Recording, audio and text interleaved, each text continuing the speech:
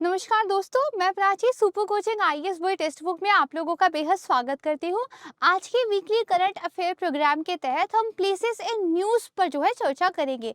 यानी कि वो स्थान जो चर्चा में थे, न्यूज़पेपर में थे, उनकी लोकेशन को मैप के जरिए थोड़ा सा जानने का हम प्रयास करेंगे। साथ ही हम ये भी देखेंगे कि वो जो प्लेसेस थे वो किस वजह से न्यूज़ में थे। आइए देखते हैं हम कौन कौन से टॉपिक्स पर आज चर्चा करने वाले हैं। ताल छपर सैंक्चुरी, ये हम देखेंगे। देन इसके बाद फ्रंटियर हाईवे, दरअसल चीन और इंडिया का जो बॉर्डर है वहां पर इंफ्रास्ट्रक्चर को लेकर काफी ज्यादा आप कह सकते हैं कि अलग अलग ओपिनियंस देखने को मिलती है। जैसे कुछ लोग कहते हैं कि चीन के द्वारा काफी ज्यादा इंफ्रास्ट्रक्चर को क्रिएट कर लिया गया है बॉर्डर पर, पर भारत अभी पीछे है।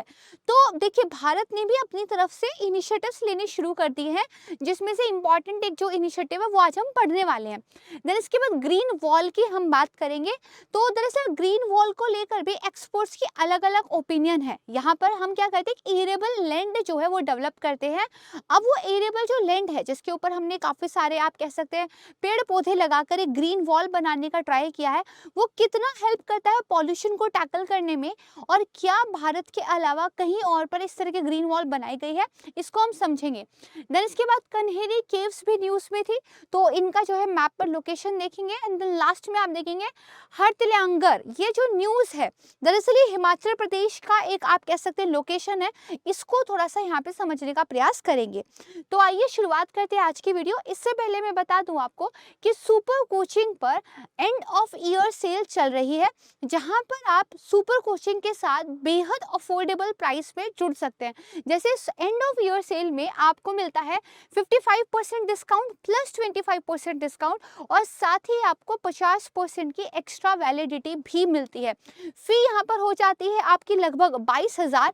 और अगर यहाँ पे आप फैकल्टी कोड यूज करते हैं, जैसे मेरा फैकल्टी कोड, मेरा नाम है PRACHI और चौधरी का C, यानी कि PRACHIC, तो आपको इस फी पर और एडिशनल डिस्काउंट जो है मिलता है। This is very right time जब आप सेल को जो है ज्वाइन कर सकते हैं। इसके अलावा सुपर कोचिंग की तरफ से ह्यूज गिव अवे भी जो है दिया जा रहा है। लास्ट टाइम हमने मोबाइल फोन दिया था, एंड जिनको मिला था वो बहुत खुश भी थे। ठीक है, क्यों ना हो। आइए, तो ये तो था सेल के बारे में। आप ज्वाइन कर सकते हैं। आप जानते हैं कि सुपर कोचिंग के प्लेटफॉर्म पे जो भी यूपीएससी के रिनाउंड फैकल्टीज हैं उनके द्वारा जो है पढ़ाया जाता है, तो उनके बेस्ट ऑफ कोर्सेज जो है सुपर कोचिंग पर अवेलेबल है। अब इसके बाद हम जो प्लेसेस इन न्यूज़ पर चर्चा कर रहे थे उस पर वापस आते हैं। हम देखते हैं अपना आज का पहला टॉपिक। पहला टॉपिक क्या है, तल छपार सेंचुरी। यहाँ पर देखिए न्यूज आई थी, Rajasthan Tal Chhapar sanctuary gets protection from plan to reduce its size. दरअसल हुआ क्या था कि एक जो है स्टेट गवर्नमेंट की तरफ से एक प्लान लाया गया था कि ये जो सैंक्चुरी है इसके चारों तरफ जो एक इको सेंसिटिव जोन है उसको घटा के कम कर देते हैं। फॉर एग्जांपल मान लीजिए ये कोई प्रोटेक्टेड एरिया है, प्रोटेक्टेड एरिया के अंदर नेशनल पार्क भी हो सकते हैं, वाइल्ड लाइफ सेंचुरी भी हो सकती है, कोई बायोस्फीयर रिजर्व टाइप से भी हो सकता है, कम्युनिटी रिजर्व्स भी हो सकते हैं, राइट। अब देखिए, इनको बेसिकली प्रोटेक्ट करने के लिए इनके चारों तरफ हम एक इको सेंसिटिव एरिया जो है डिफाइन कर देते हैं कि भाई ये जो एरिया है ट्रांजिशन या फिर एक बफर एरिया की तरह काम करेगा। दिस इज आप कह सकते हैं कि बहुत इको सेंसिटिव इसका जो है टाइप है।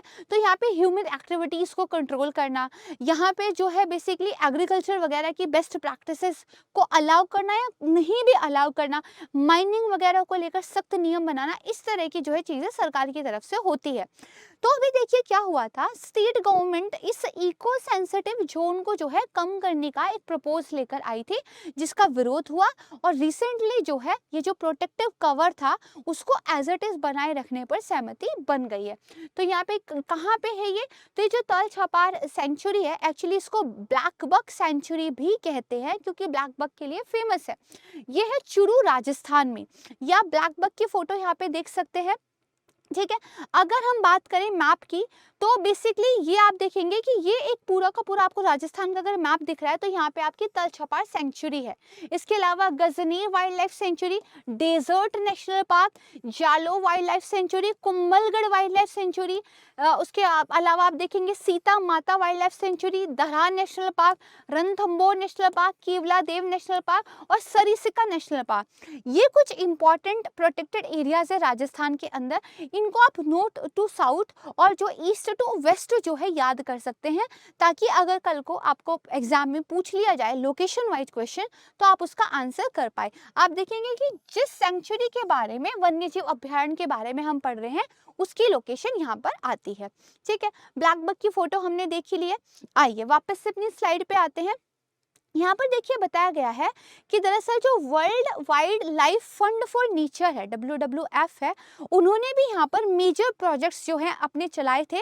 किस लिए? कंजर्वेशन ऑफ रैप्चर्स, जो शिकारी पक्षी होते हैं, रैप्चर्स होते हैं, उनकी प्रोटेक्शन के लिए world wild life fund for nature की तरफ से भी यहाँ पर क्या है, प्रोजेक्ट्स चलाए जा रहे हैं। क्लियर है? आइए अब इस सेंचुरी के बारे में, वन्य जीव अभ्यारण्य के बारे में कुछ फैक्ट्स जो है देख लेते हैं। ये किसके बॉर्डर के साथ लगता है? ग्रेट इंडियन थार डेजर्ट के साथ। ठीक है, अगर आप देखेंगे ये जो है आपका नेशनल एक डेजर्ट नेशनल पार्क आता है, ये तल छपार सेंचुरी है। यहाँ पर बीच में जो है एक बॉर्डर जोन इनकी क्रिएट होती है, तो जो ग्रेट इंडियन थार डेजर्ट है, ठीक है, उसके साथ जो है बॉर्डर लगता है। यहाँ पर बेसिकली क्या है, जो ब्लैक बक है उनका एक आप कह सकते हैं शेल्टर है, ब्लैक बक यहाँ पे पाए जाते हैं। इसको जो है वन्य जीव अभ्यारण्य का यानी कि सैंक्चुरी का जो स्टेटस दिया गया था 1966 में दिया गया था। 4000 ब्लैक बक यहाँ पे रहते हैं, करीब 40 स्पीसीज जो है रैप्चर्स की रहती है, और 300 से ज्यादा जो स्पीसीज है वहाँ पे रेसिडेंट और माइग्रेटरी बर्ड्स की है। तो प्रवासी पक्षियों के लिए भी एक इम्पॉर्टेंट स्थान है, राइट। यहाँ पर बताया हुआ है कि जो माइग्रेटरी बर्ड्स है, जैसे हेरियर्स है, ईस्टर्न इंपीरियल ईगल्स है, वो भी यहाँ पर आके जो है विजिट करते हैं। क्लियर है? ये कुछ फैक्ट जो है याद रखिएगा। लोकेशन हमने देख ली। अब हम चलते हैं अपने सेकंड टॉपिक की तरफ। सेकंड टॉपिक है हमारा फ्रंटियर हाईवे। देखिए न्यूज में क्या आया था, India to build 1700 kilometre frontier highway near the China border by 2027। तो देखिए हम करीब 1748 किलोमीटर का एक हाईवे बना रहे हैं, और ये बना रहे हैं हम इंडिया तिब्बत चीन म्यांमार बॉर्डर पर, बेसिकली अरुणाचल प्रदेश में हम इसको बना रहे हैं, और संभावना जताई गई है कि 2027 तक ये जो है पूरा हो जाएगा।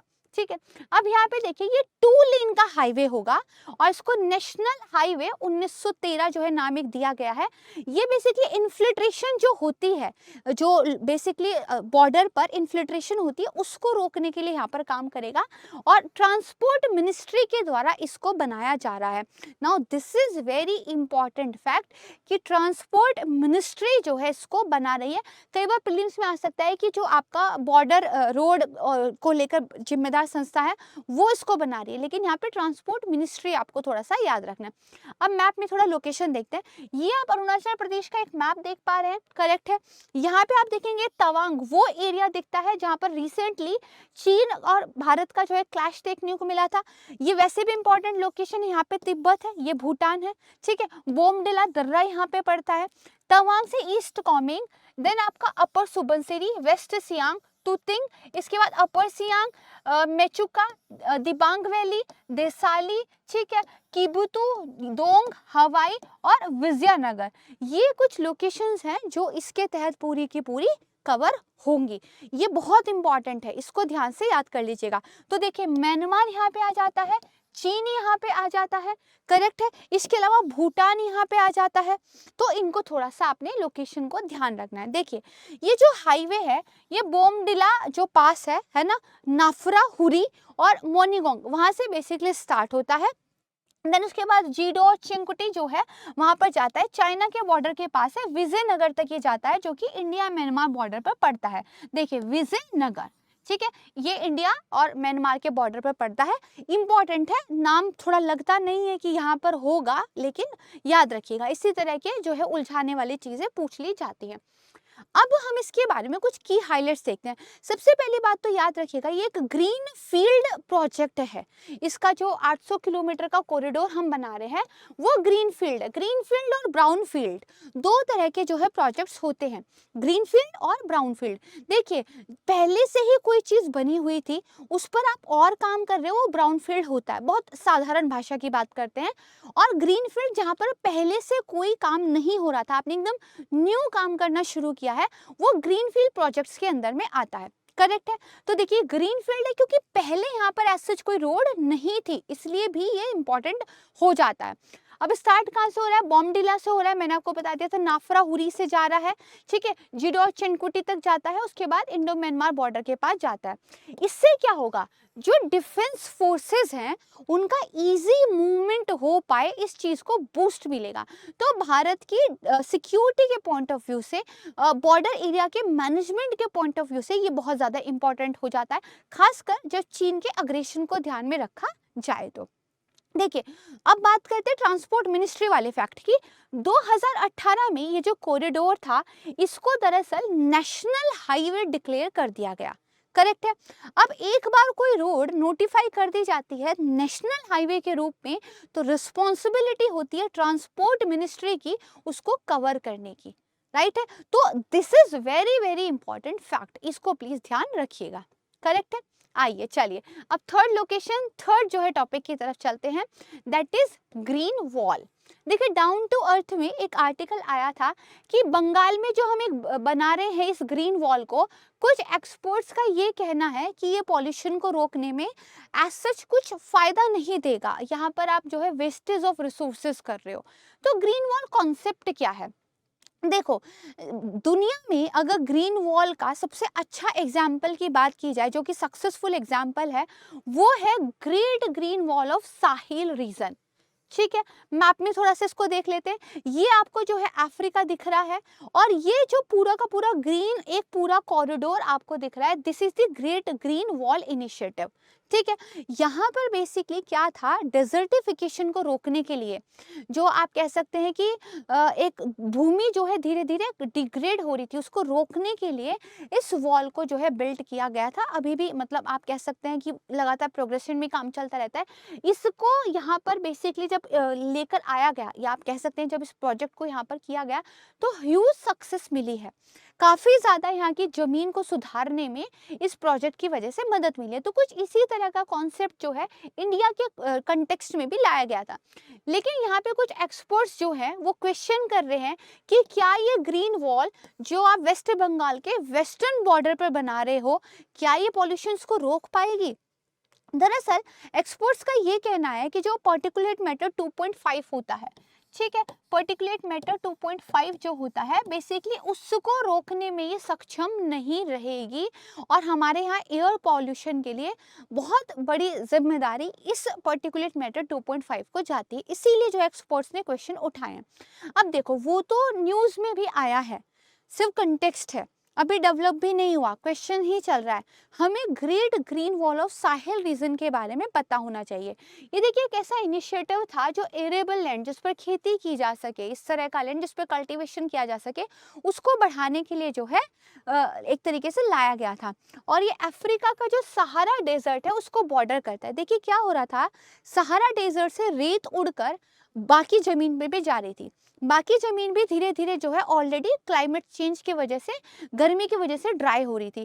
तो डेजर्टिफिकेशन की एक क्या है प्रक्रिया तेज हो गई थी, रेगिस्तानीकरण जो है तेजी से वहां पे हो रहा था। इसी को रोकने के लिए बेसिकली ये लाया गया था, ठीक है। करीब 11 देश जो है इन्वेस्ट कर रहे हैं इस प्रोजेक्ट में, और यहाँ पे एग्रो फॉरेस्ट्री से लेकर सस्टेनेबल डेवलपमेंट के लिए जो है काम किया जा रहा है। Djibouti, Eritrea, Ethiopia, Sudan, Chad, niger, Nigeria, Mali, Burkina Faso, Mauritius and Senegal, ये कुछ कंट्रीज हैं जो यहाँ पर जो है पार्टिसिपेट कर रही है। थोड़ा सा नाम याद रख लीजिएगा।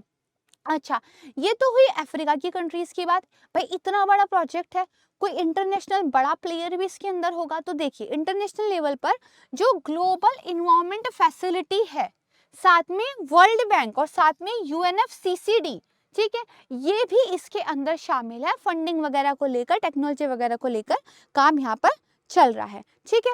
इसके अलावा देखिए यूनाइटेड नेशन इन्वायरमेंट प्रोग्राम जो UNEP है, उसने डिक्लेयर किया है इसको one of the pioneering initiatives to recover और to restore the natural world. हम जैसा पहले प्राकृतिक स्थल था, जैसा प्राकृतिक इकोसिस्टम था, उसको वापस रिस्टोर करने के लिए बहुत सारी चीजें करते हैं।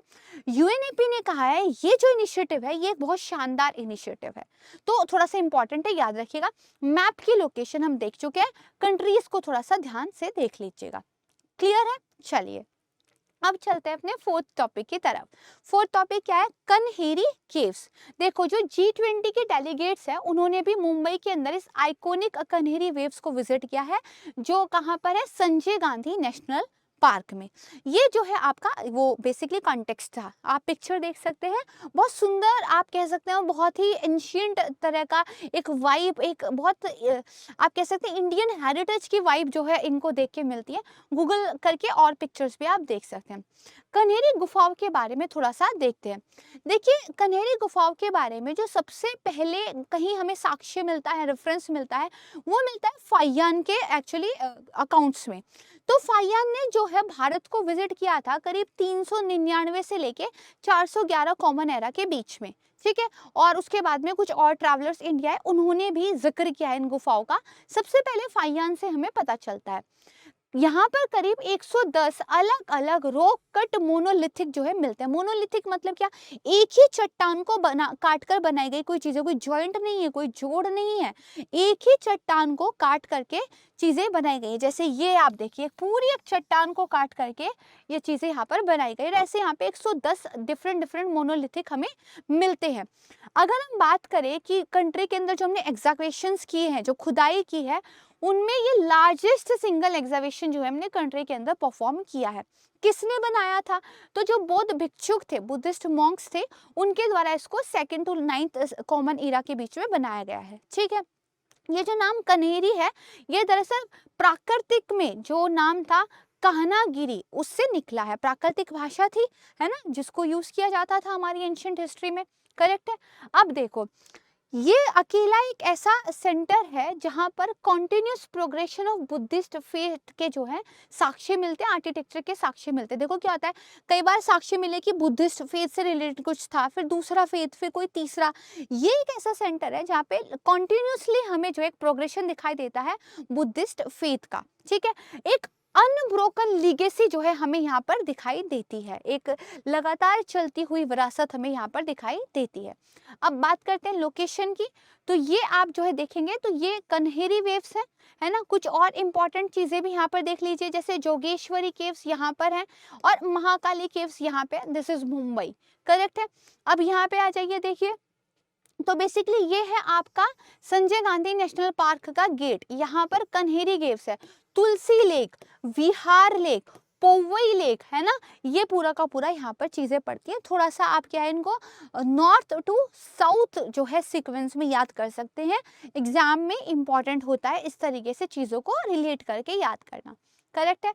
चलिए अब चलते हैं अपने लास्ट आर्टिकल की तरफ, जो कि है हरित ल्यांगर, ठीक है। तो देखिए यहाँ पे क्या हुआ था, temperature today what lizard and Python fossils in Himachal tells us about 9.1 million year ago. देखो हमें क्या हुए हैं, कुछ पाइथन्स के, कुछ लिजार्ड्स के फॉसिल्स मिले हैं जो कि करीब 9 मिलियन ईयर्स पहले के हैं। तो इनसे ना हमें क्लाइमेट के बारे में, ठीक है, काफी कुछ जानने को मिलता है, टेम्परेचर के बारे में काफी कुछ जानने को मिलता है। तो ये बेसिकली कहाँ मिले हैं, ये हमें मिले हरित ल्यांगर हिमाचल प्रदेश में। और जो साइंटिस्ट को क्लाइमेटिक कंडीशंस के बारे में काफी सारे क्लू देते हैं। जीवाश्म अपने साथ अपना इतिहास जो है समाये रखते हैं। अब देखिए ये जो रेप्टाइल्स की दो स्पीसीज हमें मिली है, पाइथन और लिजार्ड, ये आपस में कोएग्जिस्ट कर रहे थे। इसका मतलब क्या है कि एक वाइडर डिस्ट्रीब्यूशन के बारे में जो है हमें यहाँ पर पता चलता है, ठीक है। और इसके अलावा देखिए जो लिजार्ड और स्नेक्स होते हैं वो एक्सीलेंट इंडिकेटर माने जाते हैं क्लाइमेटिक कंडीशंस के, ठीक है। तो पास्ट में, और ये देखिए कोल्ड ब्लडेड होते हैं, ओके।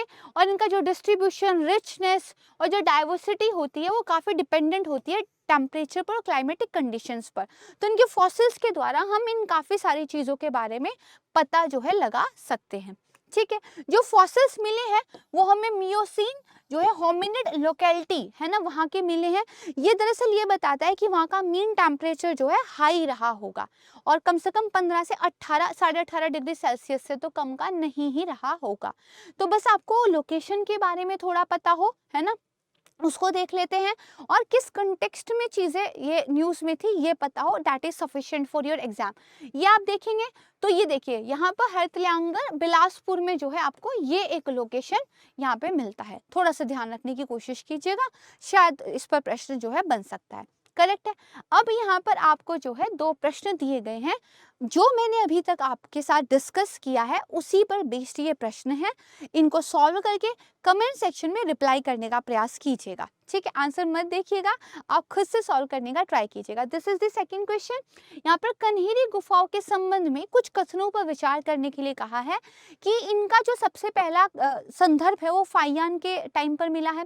दूसरा पूछा 110 अलग अलग विभिन्न जो है प्रकार के रॉक कट मोनोलिथिक जो है मोनोलिथिक उत्खनन है। फिर पाली में कान्हागिरी से जो है इनका नाम लिया गया है। आपको सही उत्तर का चयन करना है। इंग्लिश में भी आपको यहाँ पर ये क्वेश्चन मिल जाएगा, ठीक है। तो यहाँ पर इसका सॉल्यूशन है। इसी के साथ वीडियो समाप्त होता है। मुझे उम्मीद है कि आपको जो है वीकली करंट अफेयर का ये सीरीज पसंद आ रहा होगा। प्लीज़ इन वीडियोस को लाइक कीजिए, ज़्यादा से ज़्यादा शेयर कीजिए, और अगर आपने अभी तक हमारे चैनल को सब्सक्राइब नहीं किया है तो सब्सक्राइब भी ज़रूर कीजिएगा। मैं जल्द मिलूंगी आपको एक नए करंट अफेयर वीडियो के साथ। तब तक के लिए आप सभी को नमस्कार, धन्यवाद, जय हिंद।